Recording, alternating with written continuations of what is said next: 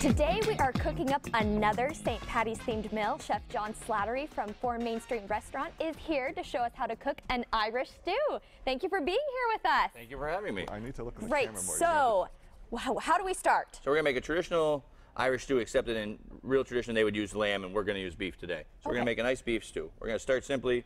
We have this is a cauldron or a pot that's all metal, so that we can put it into the stove. It's huge. I even changed the lid, the handle. It used to be plastic, and made a metal handle, so we can put the whole thing right in the oven. Okay. And we're gonna put some oil in this pan. All right. And then we have some different cuts of beef. Some of the tougher pieces, because in stew the meat's gonna become soft. Oh. So we have some really nice beef right here, and we're going to dredge it in some special flour. I like this Wondra flour because it's not just plain white flour. It also has some other flours that make this process go better. It gives a smoother finish to the stew in the end. So we're gonna just dredge these in the flour real quick and put them into this pan. Oh, it's sizzling. We're gonna brown the flour on the meat. Okay. It smells really good. I wish people at home could smell it. We're also going to make it a little more Irish by adding some Guinness to it as we go. That does make it more Irish. All right, so we're going to add these pieces of meat to this hot pan. Spin that pan around.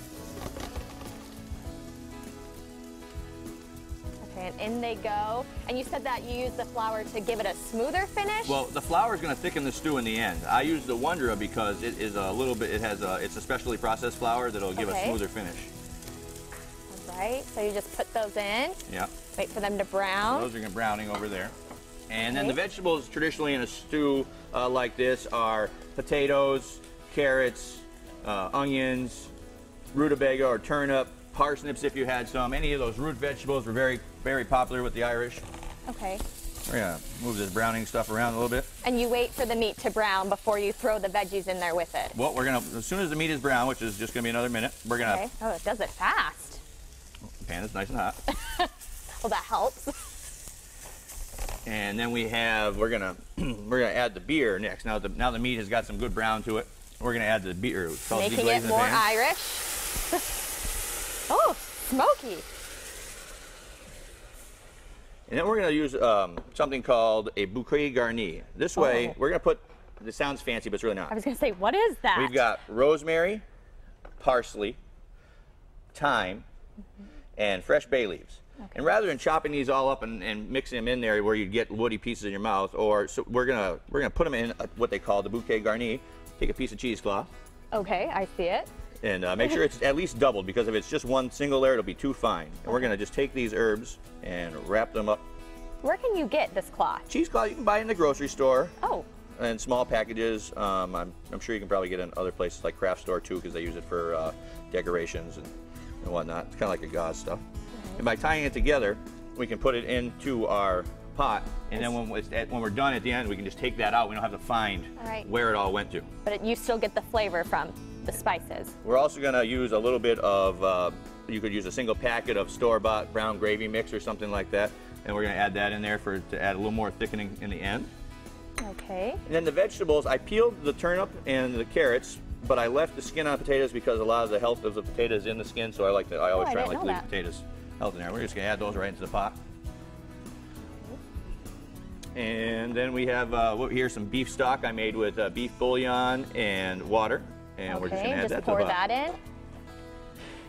Oh, it's looking good. It's just, I keep talking about the smell, but it smells so yummy. It reminds me of like a comfort food that you would eat at home with your family. Absolutely. You've got the aromatics of the herbs and the smell from the meat. Had a little bit of marinade on it as well, a little dry rub. Okay. And now this process is complete for the cauldron. Okay. How long is that going to take to cook? We're going to let it come to a boil on the stove. Okay. And then we can put the lid on and put the whole thing in the oven at 350 for 3 to 4 hours. A great dish if it's a cold winter day and you want to run the oven to make the kitchen smell good and warm the kitchen and things like that. Or you can take all those ingredients, do this step in one pot, but once you've seared the meat, you can transfer it to the crock pot.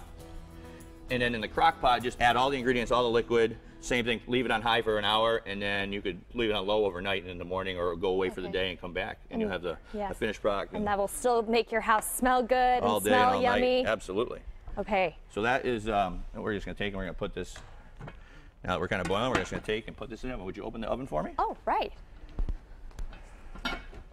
We're going to put it in the oven. Now just always make sure that that handle on your pot, if you have an all-metal pot with an all-metal lid, it also has a metal handle. Okay. All right, and in the oven it goes. In the oven it goes. So while we wait for that, later in the show you're going to show us how to make a tasty treat. Absolutely. To finish off our yummy meal. Yeah, hearty beef stew, and then finish off the evening with a nice shamrock shake. I think that sounds like a good day. Yummy. Well, that sounds great.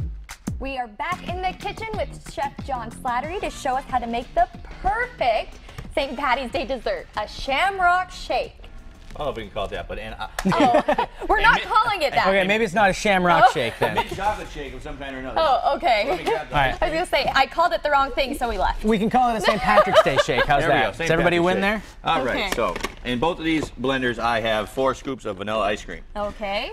We're going to do a fairly traditional one with the creme de menthe isn't alcohol, but it has no more alcohol in it than vanilla extract. So for the amount of it that we're going to use to make this green, it'll get the minty flavor. Yeah, exactly. So it's not really like kids can still have. Yeah, I would think so. I mean, if you put vanilla extract in your French toast, it's really no different than putting a little bit of creme de menthe in here for flavor and color. Okay. So just don't drink a plethora of it though, everyone at home. so we're just going to add exactly a little bit of that there, and a little bit of milk. Okay. And then I'm going to do is I'm going to chop up some of this Belgian chocolate here real quick. Let me step in. I have to admit, I've been eating. This is We've been snacking this whole time. really nice imported Belgian semi-sweet chocolate. How big of a difference is cheap chocolate and expensive chocolate in your mind? You can definitely taste the difference. It's a lot about the smoothness of the texture of the chocolate. I think I find with the cheap chocolate you get that it's got more fats in it, and this is a little more pure. We're going to add about 2 tablespoons of this chopped up chocolate in there. So that is going to be this one. Okay, number one. And this one, we're going to do something a little different because I'm not a big mint fan, and that's very minty. Me neither. I have an all-natural mint syrup that I made that we use to make mojitos at the restaurant. Oh, okay. And so this is just simple syrup made with fresh mint from our garden this summer. I'm going to put just a little bit in. And so simple syrup for everyone out there, it's sugar and water. Sugar and water, right? yep. And so then I cooked the mint leaves in it and then strained it out. And then I have this mint syrup that keeps in the fridge or whatever for the rest of the year. So you say you cook the mint leaves and you boil it up? Yep, bring it to a boil and let it simmer. And then so the syrup gets a little thick, because and it then reduces I strain everything and reduces. out. No, it wasn't very green, so we won't get green color from that. So we will be using some of the green food dye. It's have to have food dye if it's a St. Patty's Day 3, dessert. 4. And then what I really like is this kind of neat. This combination is a little bit of orange flavor. Ooh, really? So we're going to use a drop of orange extract. So orange with the mint. A baking supply shop or the baking aisle in the grocery store, you might be able to find some of that. So most big grocery stores will have something like that? Yeah, I think something along that lines. And wow, that's potent. And then we're just going to add some. Yeah, you only need a couple drops. All right, is so then we'll make all the noise at the same time. We'll turn them on. Ready, 1, 2, 3, noise time.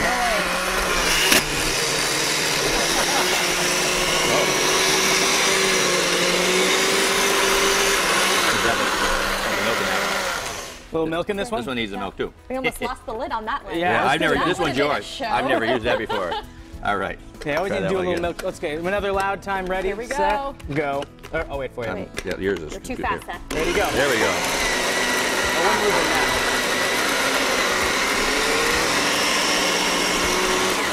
This way. This one's not working. Uh-oh. Okay. I'm fairly confident that's not working. The ice cream is in the bottom. We just got to give it a little stir. Well, it's a great lesson, though, for everybody at home. So you need to maybe put some of the looser ingredients, the milk on the bottom. Yeah. So I had to that put these in the freezer for a minute because we were waiting for the segment, so they kind of I got it. Now we're here. We There it go. is. Now we're cooking with gas. Oh, there we go. So then now we've it's got- working. All right. This is the traditional kind of one here. Okay, so that's one without the orange. This is the creme de menthe and chocolate. Okay, and that one doesn't have chocolate. That one has chocolate, but it also has a little orange extract in our homemade mint syrup. Oh, well, there This is. goes okay. the blade. This is the master peel blender I've never used before. It's okay. No, when the blade falls out, that means everyone gets to taste the blade. No, Well, that's a little dangerous. I'm kidding. I Yeah, know but this one here with the myself. orange is I a can little smell thicker, that so we're orange, even over the Irish stew going on. Oh boy. We'll get to it. Well, In the meantime, how's the Irish stew looking over here? Oh, that's why I brought it back out of the stove so we can all take a peek. Okay, let's take a little quick peek. Careful, very hot. Oh, look at that. Woo-hoo. So if you want any of these recipes, you can always visit us online at mymassappeal.com later today.